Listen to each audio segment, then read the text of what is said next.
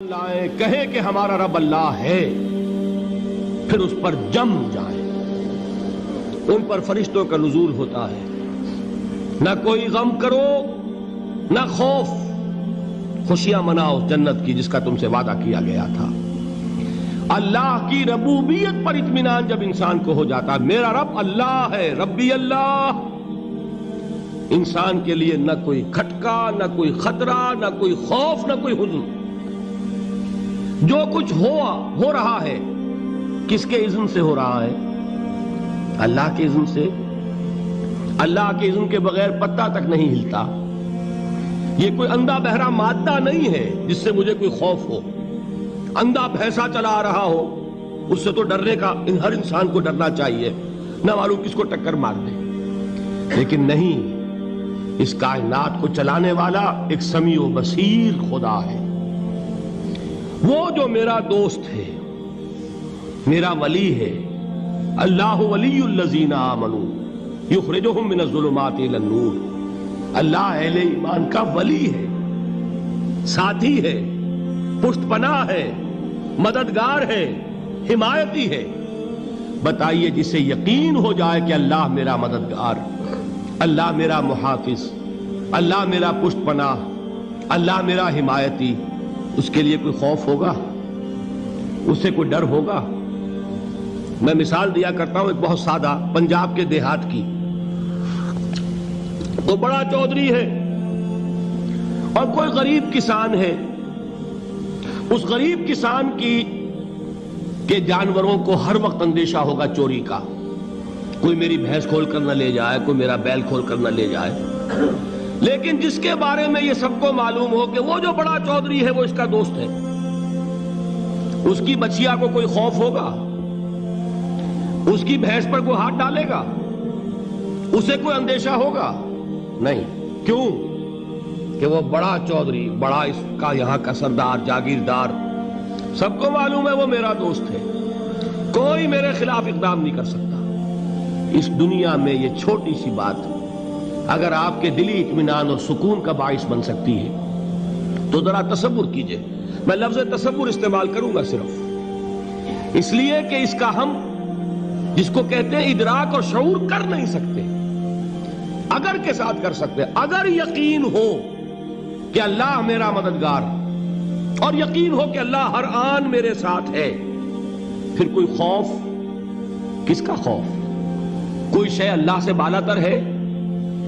کوئی قوت اس سے زیادہ طاقتور ہے؟ کوئی اس کے ارادے کو بدلنے والا ہے؟ کوئی اس کی مشیت کے آڑے آنے والا ہے؟ یہی بات ہے جو حضور نے فرمائی۔ یہ ایمان کا حاصل ہے لب لباب، کہ دیکھو اچھی طرح اس بات کو ذہن نشین کر لو، اگر تمام انسان مل کر تمہیں کوئی نقصان پہنچانا چاہے نہیں پہنچا سکتے مگر جو کچھ اللہ نے لکھ دیا ہو، اور تمام انسان مل کر تمہیں کوئی نفع پہنچانا چاہیں نہیں پہنچا سکتے مگر وہ شے جو اللہ نے طے کر دی۔ آپ پھر میں کہوں گا ذرا طاری کیجئے، اسے فرض کیجئے، اسے سوچئے۔ اگر اس حدیث پر ہمارا دل ٹھکا ہوا ہو تو کسی سے ڈر ہوگا؟ یہ مجھے نقصان نہ پہنچا دے، یہ میری رپورٹ خراب نہ کر دے، یہ میری انکریمنٹ نہ رکوا دے، یہ میرا یہ نہ بگاڑ دے، یہ میرے یہ نقصان نہ پہنچا دے۔ اس کا ڈر، اس کا ڈر، اس کا خوف، اس کی خوشامد، اس کے لیے جا کر طرح طرح سے اپنی عزت نفس کو ذلیل کروانا اس کے سامنے، یہ سب کچھ کیوں کرتا ہے انسان؟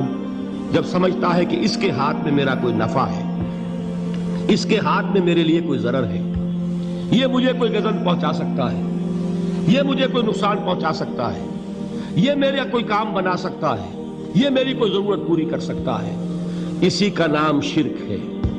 جہاں آپ نے یہ سمجھا کہ غیر اللہ کے اندر کوئی طاقت موجود ہے وہی شرک ہے۔ بتوں سے تجھ کو امیدیں، خدا سے نومیدی، مجھے بتا تو صحیح اور کافری کیا ہے؟ شرک تو یہ ہے۔ جس پر بھی تمہیں یہ خیال ہے، کلمہ ہے یہ کلمہ سوم، لا حول ولا قوت الا باللہ، ذرا اس پر دل کو کبھی اگر آپ تصور کریں، پھر فرض کریں، دل ٹھک جائے اس پر، کوئی طاقت نہیں۔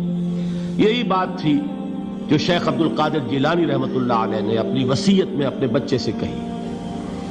11ویں دینے والے ہیں، لیکن حضرت شیخ عبد القادر جیلانی کی وصیت اور تعلیمات کو کتنے لوگ ہیں تم جانتے ہو؟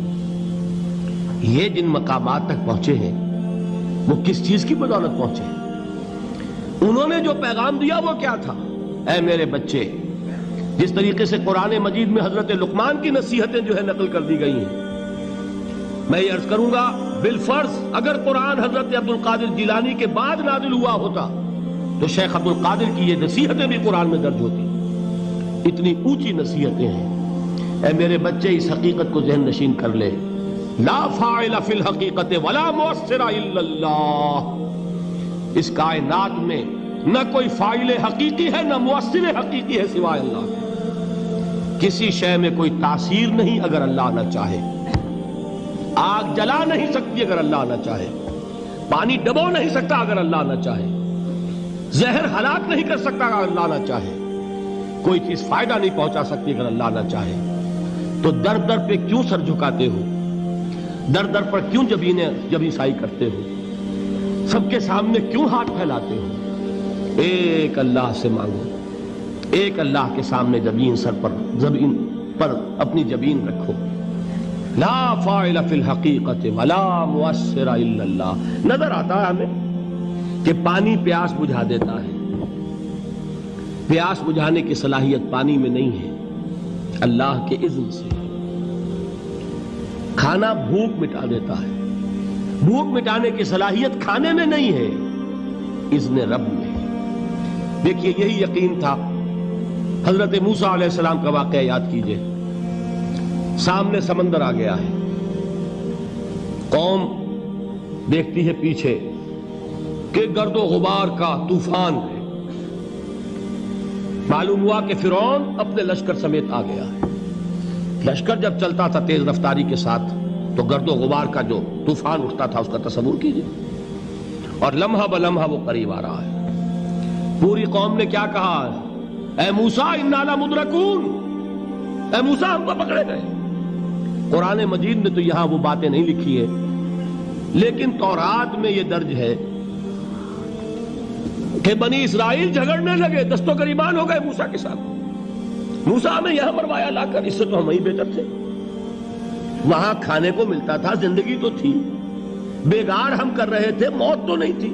اب جو کچھ ہوگا اس کا تصور کرو، جس طریقے سے ہمارے ٹکڑے اڑائے جائیں گے. تو لڑ رہے ہیں حضرت موسیٰ علیہ السلام سے. یہ تورات کی تفصیل ہے.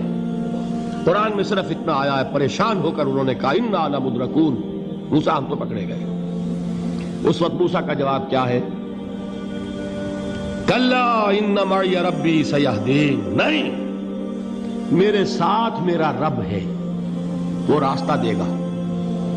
بتائیے کہاں راستہ نظر آ رہا ہے؟ یہ ہے ایمان بالغیب. راستہ نظر نہ آئے تب اللہ پر یقین ایمان ہے. جیب میں پیسے ہوں اور تب دل کو اطمینان ہے تو ایمان کس پر ہوا؟ پیسے پر، اللہ پر نہیں. جب وسائل و ذرائع نہ ہوں اور پھر یقین ہو کہ اللہ مسبب الاسباب ہے، وہ اسباب کا پابند نہیں ہے، وہ اسباب کا محتاج نہیں ہے، اسباب اس کے محتاج ہے.